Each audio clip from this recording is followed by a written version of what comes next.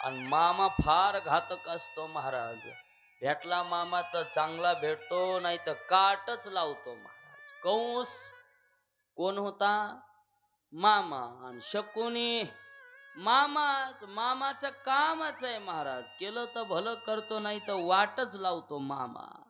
शकुनी मामा दुर्योधनाच्या बाजूने कपटाने पांडवांना हरवलं. आता जरा लक्ष द्या, कथेचा हा भाग आहे. पांडवांना कपटाने हरवलं नवल नाही, सगळी संपत्ती बोलीवर द्यायचं ठरवलं नवल नाही, स्वतःची बायको सुद्धा पांडवांनी बोलीवर लावली. कशाच्या? ऐकताय ना? म्हणून जीवनात कधी व्यसन लागू देऊ नका, जीवनात कधी वाईट सवय लागू देऊ नका. द्रौपदी बोलीवर लावली. किती किती त्रास. 5 बलदंडपती आहेत, पण भर सभेमध्ये द्रौपदीचं वस्त्रहरण चालू आहे. तेव्हा द्रौपदीच्या मनाला वाटलेली व्यथा काय असेल, की आज माझे 5 पती आहेत.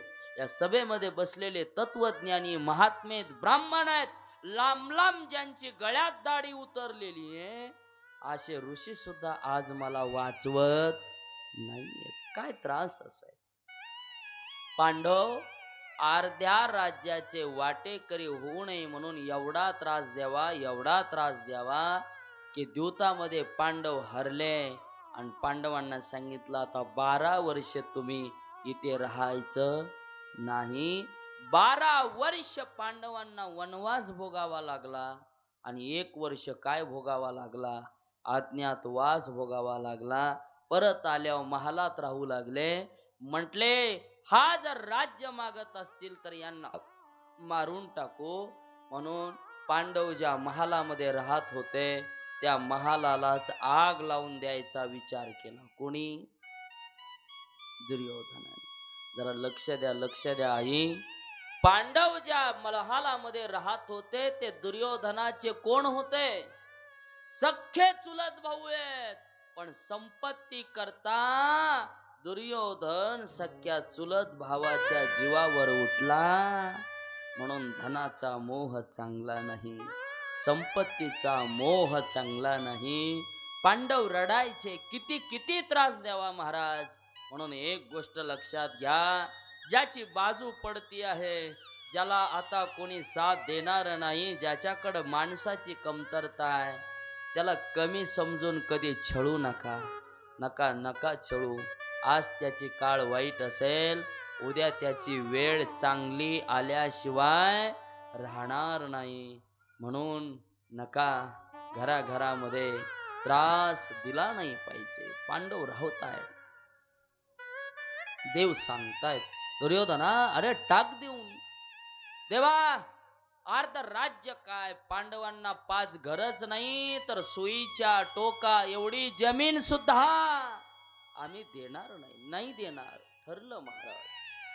शेवटी आता मागून दिल्या जात नाही, तेव्हा पांडवांनी विचार केला आता देवाच्या बरोबर दुर्योधनाच्या बरोबर काय करायचं?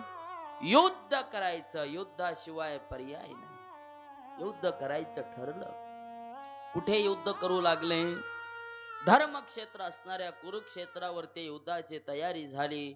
रासेनयोरुभयोर्मध्ये रथम स्थापयित्वा. अर्जुना बस रथामध्ये.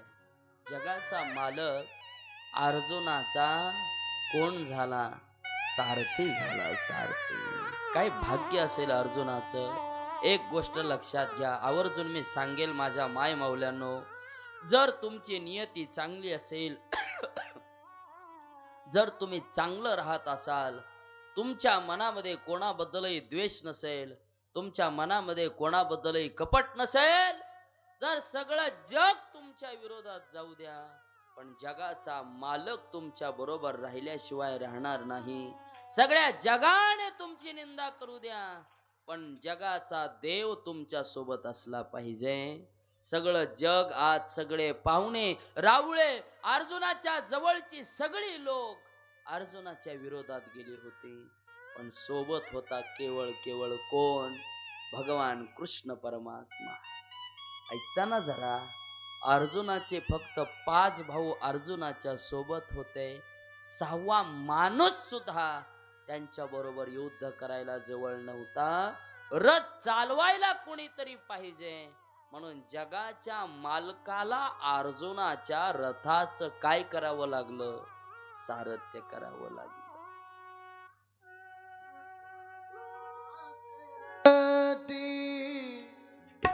होय सारथी, होय सारथी, अर्जुनाचे रथी, होय सारथी, होय सारथी, अर्जुनाचे रथी, होय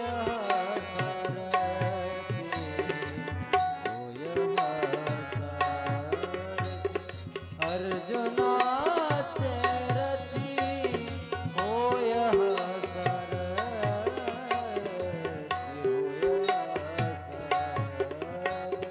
बक्षी पोहे प्रीती सुदाम्याचे, बक्षी पोहे प्रीती सुदाम्याची, उंच नीच काही